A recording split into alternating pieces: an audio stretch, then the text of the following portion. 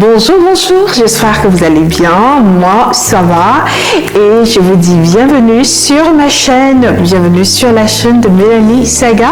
Bienvenue chez toi, bienvenue chez nous. Si tu es nouveau ici, installe-toi. Et pour les personnes qui sont déjà abonnées sur cette chaîne, il y a tellement de choses pour tout le monde. Veuillez prendre place, surtout que je sais que vous êtes surpris en ce moment de me voir devant vous en début de semaine comme ceci. Et oui, il le faut, l'heure est à l'urgence parce que le 25 novembre marque la journée internationale contre la violence faite aux femmes. Donc, il y a lieu de faire une édition exceptionnelle, une édition spéciale.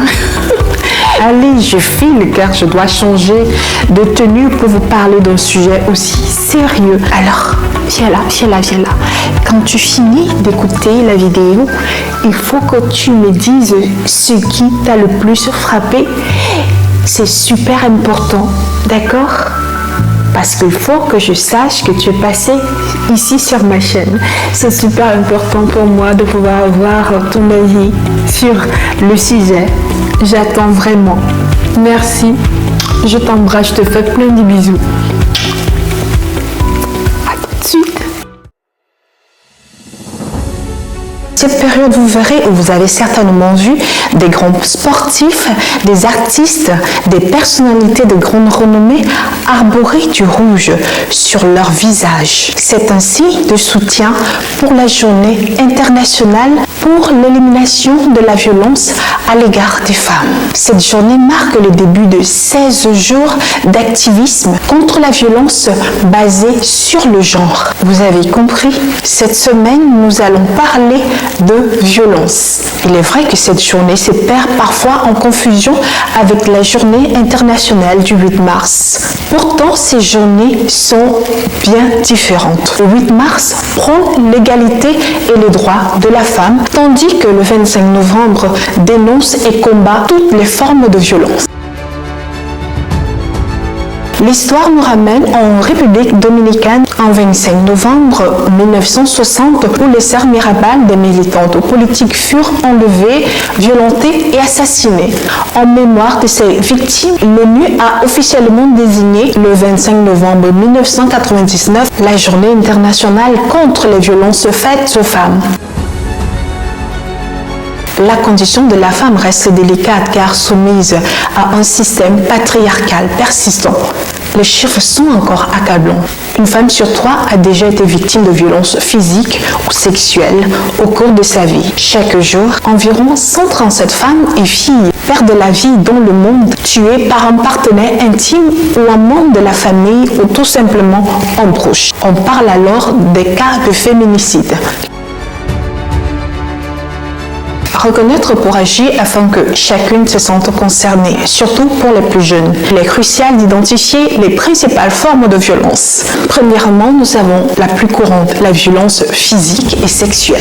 Coups, blessures, séquestration, violence sexuelle, y compris le viol conjugal, violence psychologique ou émotionnelle, humiliation, insultes, menaces, isolement forcé, dénigrement constant. Cette forme est la plus virale et la plus dangereuse, mais souvent sous-estimée car muette et sournoise. La violence économique, interdiction de travailler ou de produire une activité économique, confiscation du salaire, contrôle strict des dépenses rendant la victime dépendante. Au niveau du travail, nous avons l'harcèlement professionnel et moral, c'est-à-dire l'harcèlement sexuel au travail, la discrimination ou le dénigrement continu par un supérieur ou par un collègue.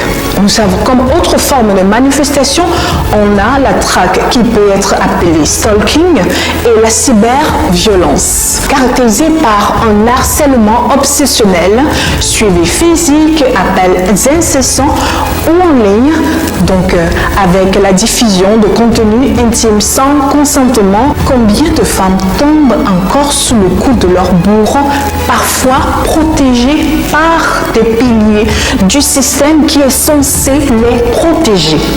On voit ces faits de société à la télévision, dans les réseaux sociaux et dans les médias en général. Et même ces victimes qui ont le courage de dénoncer les faits ne bénéficient pas toujours d'une protection adéquate, ce qui permet à leurs agresseurs de récidiver facilement. Je veux bien comprendre qu'on veuille protéger un être qu'on aime. Je ne suis jamais arrivée à comprendre comment est-ce qu'il était possible de pouvoir faire du mal, blesser quelqu'un qu'on dit aimer. Les mentalités doivent changer. C'est vrai que beaucoup a été fait, mais il reste encore à faire.